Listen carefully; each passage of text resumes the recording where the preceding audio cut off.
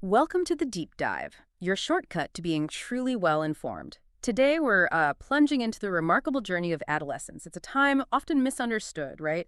Full of intense change, challenges, but also, well, just bursting with potential for growth.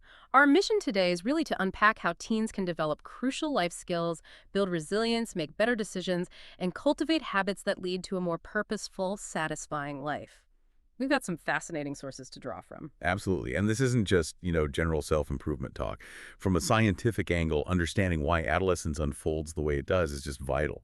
We'll explore the surprising science behind the teenage brain, the undeniable power of peer influence, and then pivot to really practical, evidence-based strategies for personal growth, stuff teens can actually use. Okay, let's dive right in then. The adolescent brain.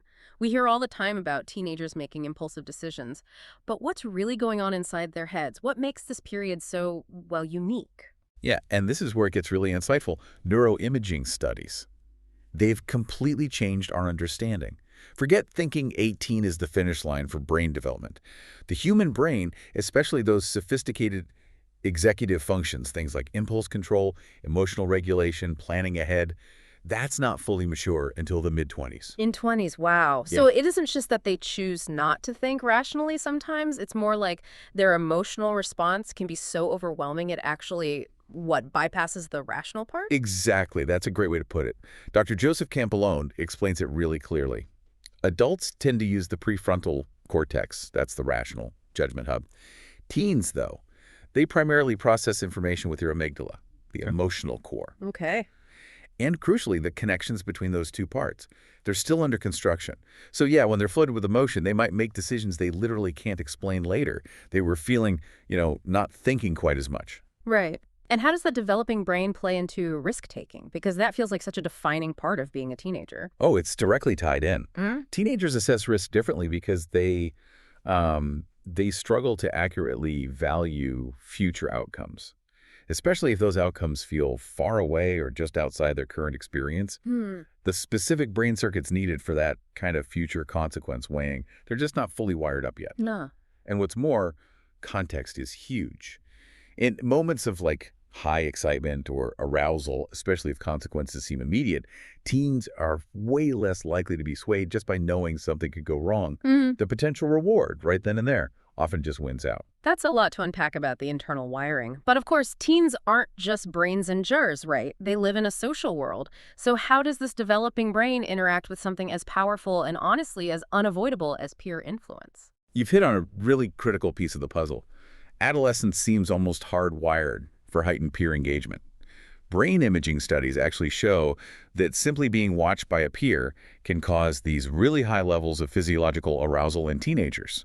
It literally changes how their brain's valuation systems work. So it's not just wanting to fit in, it's deeper, like a neurological thing. Seems to be, yeah, and the data supports it. There's a study, Vermont and Banzhal from 2019, that found a significant negative correlation. Basically, as peer pressure goes up for adolescents, their decision-making ability goes down. We often see the negative side, don't we? Teens changing behavior, attitudes, maybe even their morals, just to conform. And that can lead to risky stuff. I mean, get this, if a teen's friends smoke or use drugs, their own chances of doing the same thing jump 6 times. 6. Wow. Okay, that's stark. But it's not all bad, is it? Can peer influence sometimes be a force for good? Oh, absolutely. Definitely. While the negative stuff gets the attention, peer influence can be profoundly positive too. Peers can inspire each other, help someone stop using drugs or get involved in positive activities like volunteering or joining a team. It's really a double-edged sword. Right. The direction it cuts depends a lot on the environment and the choices made within it. And remember, teens spend a huge amount of time with peers, like 11 or 12 hours a day compared to maybe 4 with parents. That much? Yeah. So peer acceptance becomes this incredibly powerful motivator, sometimes, tragically, even overriding self-preservation. Okay, so navigating this complex internal world, the developing brain, and these intense external peer dynamics, where does a teenager even start to build some inner strength, some resilience? This brings us to the idea of a growth mindset, which seems really promising. It really is. A growth mindset, and this is Carol Dweck's work, is essentially the belief that you can develop skills, intelligence, talents through effort and good strategies. It's the opposite of a fixed mindset, which says, nope, you're either good at something or you're not, and that's that. For teens facing constant comparison, this shift is, well, it can be revolutionary. Okay, so how specifically does adopting that mindset build resilience during these, often turbulent years? Well, there are three key ways it helps. First, it shifts the focus squarely onto effort. Think about it. So much of a teen's life feels dictated by outside forces, right? School schedules, parents' rules, subtle peer stuff. But understanding that effort is completely within their control. That's incredibly empowering. It gives them agency. Educators, parents, they can then link progress directly to the work they put in. It changes, I can't do this to, I haven't figured this out yet. Right, that yet is powerful. Exactly. Second, it completely reframes their approach to failure. Instead of seeing failure as like a final judgment on their ability, a growth mindset teaches them to see it as feedback, valuable information, a stepping stone. Like learning what doesn't work. Precisely. Yeah. Think of Thomas Edison, right? I haven't failed. I've just found 10,000 ways that didn't work. Or Serena Williams, she said she grew most not from victories, but setbacks. A champion is defined by how they recover. That perspective is critical for teens dealing with challenges. Absolutely. And the third way. The third is fostering self-responsibility. This means focusing on your actions, your choices, rather than blaming outside circumstances. It's like giving them the steering wheel of their own lives, empowering them to make decisions, think through consequences. And this applies to everything: schoolwork, habits, relationships. That's a really profound shift. So if a teen is struggling with, say, low self-esteem or that constant negative inner voice, how does this mindset actually help with that internal battle? It cuts right to the core of it. It directly fights back against those negative voices. We even hear it from teens. One 13-year-old girl said, "How others see you is not important, but how you see yourself means everything." Another 14 shared, "I've learned that we are all different and unique in our special way."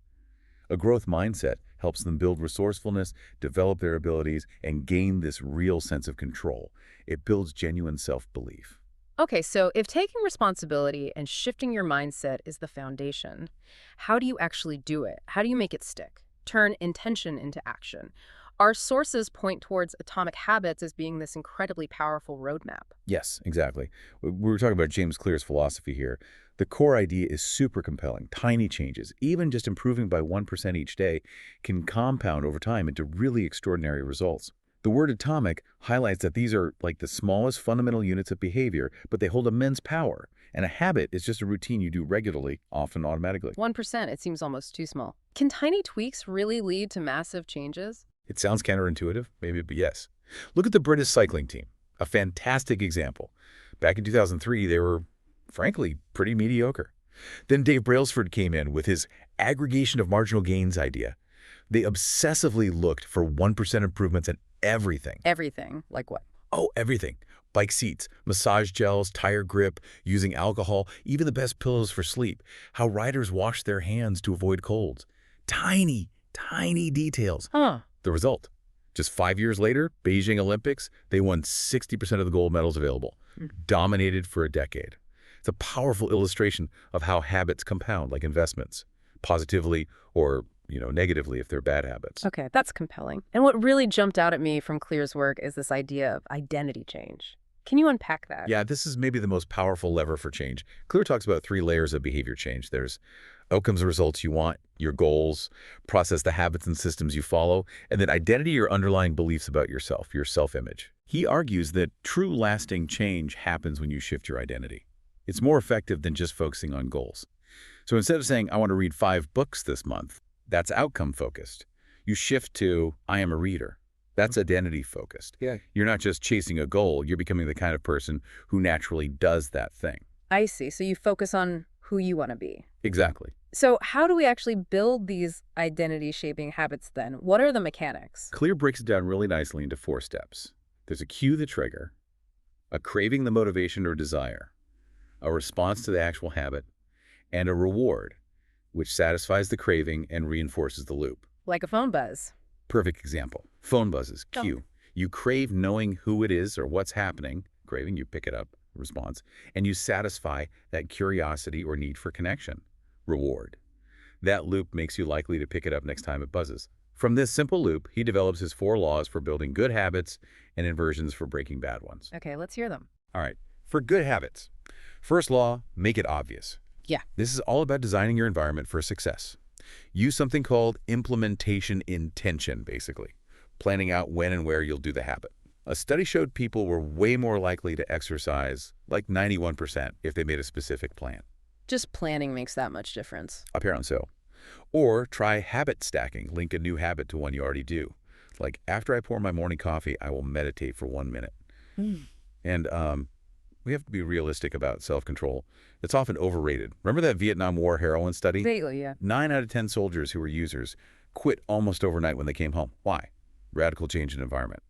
All the cues were gone. Wow. So for teens, this means consciously removing cues for bad habits. Maybe move the game console out of the bedroom during exam week. Yeah. And making cues for good habits really visible.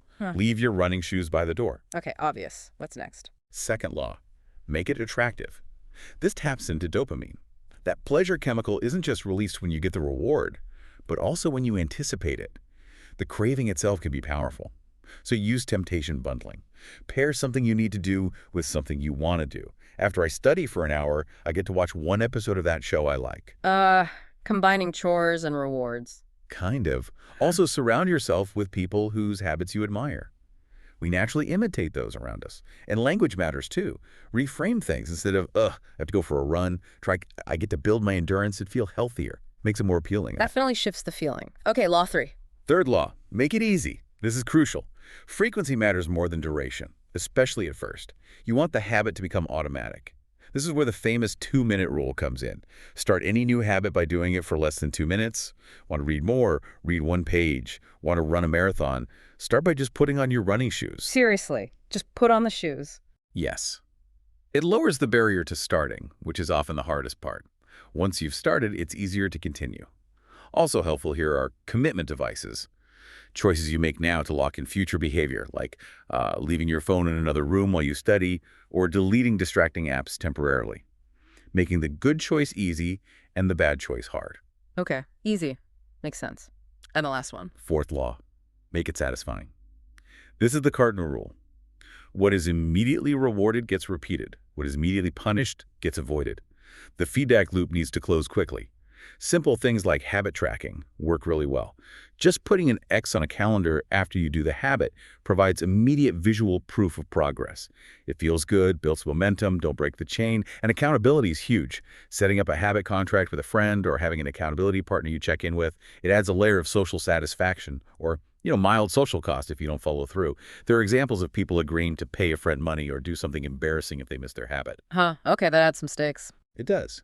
And one final piece on habits is what Clear calls the truth about talent. It's about aligning habits with your natural inclinations. Ask yourself, what feels like fun to me, but maybe looks like work to others? Understanding your personality traits, are you more introverted, extroverted, conscientious, helps you pick habits you're more likely to stick with and enjoy. Playing to your strengths. Exactly. It's how that HEC women's volleyball team, applying these principles, managed to beat the #1 team and finish nationally ranked. They built systems that worked for them. That's a really practical, powerful framework. But okay, we have these atomic habits for daily action.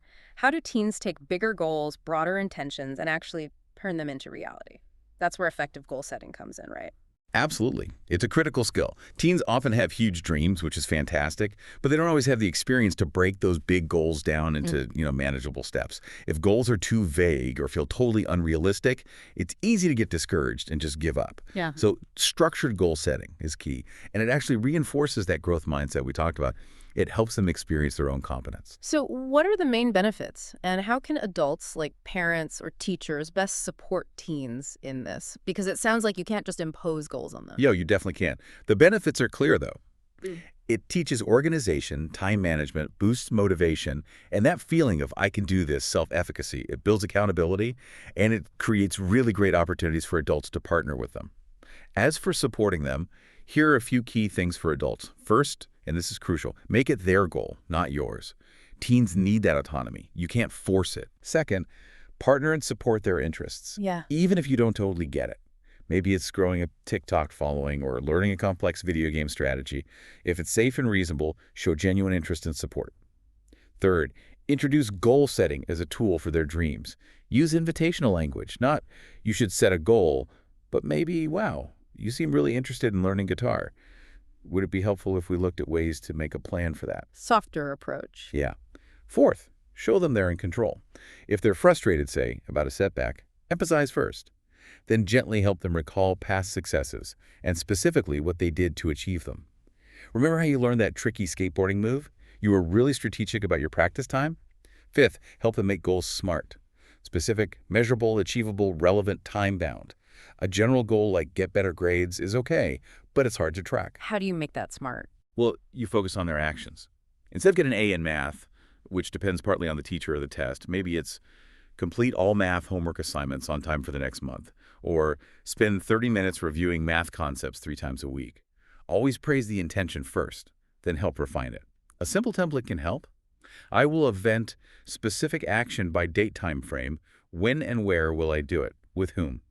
Details. Okay. Smart goals. Also, help them see it's about the journey, not just the destination.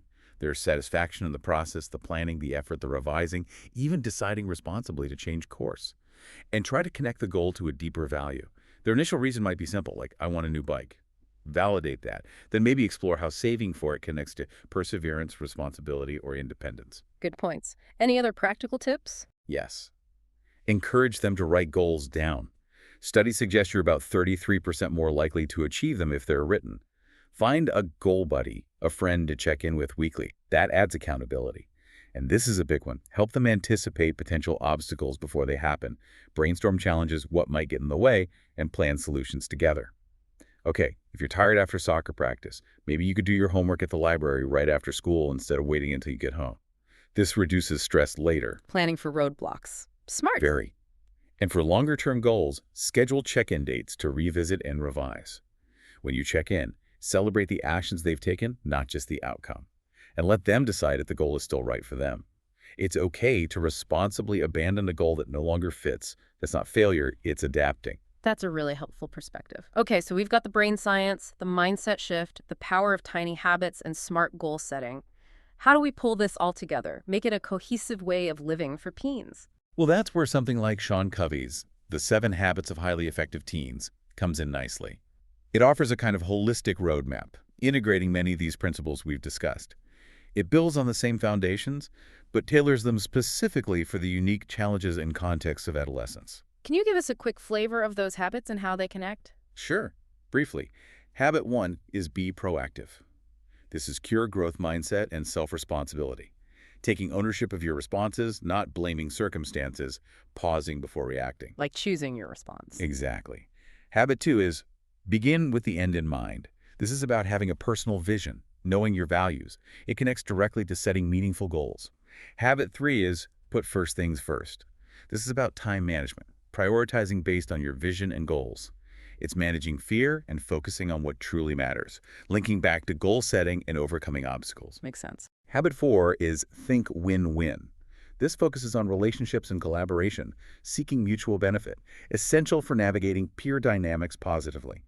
Habit 5 is seek first to understand, then to be understood. Deep listening, empathy. Crucial for healthy relationships with peers and adults. Covey uses a powerful example of listening truly helping someone with an eating disorder more than attempts to fix her. Listening first. Important. Very.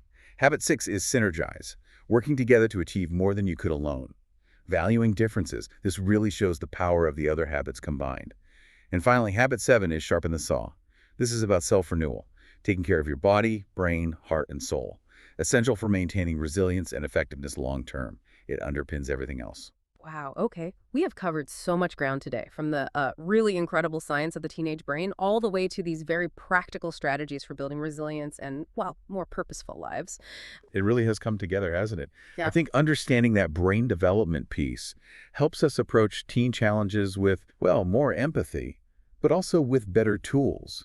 We've seen how things like growth mindset, atomic habits, and effective goal setting aren't separate ideas. They're deeply interconnected, empowering teens to navigate those tricky peer dynamics and make choices that really serve them in the long run. So what does this all mean for you, our listener? Whether you're a teenager listening in, or maybe a parent, an educator, or just someone curious about how we grow. These principles offer really powerful ways to think about personal development. And maybe here's a final thought to leave you with. Considering what we've learned about the developing brain and that undeniable power of peer influence, how might adopting just one atomic habit, one small proactive identity-based choice, start to change the trajectory of your future or the future of a young person you know starting today?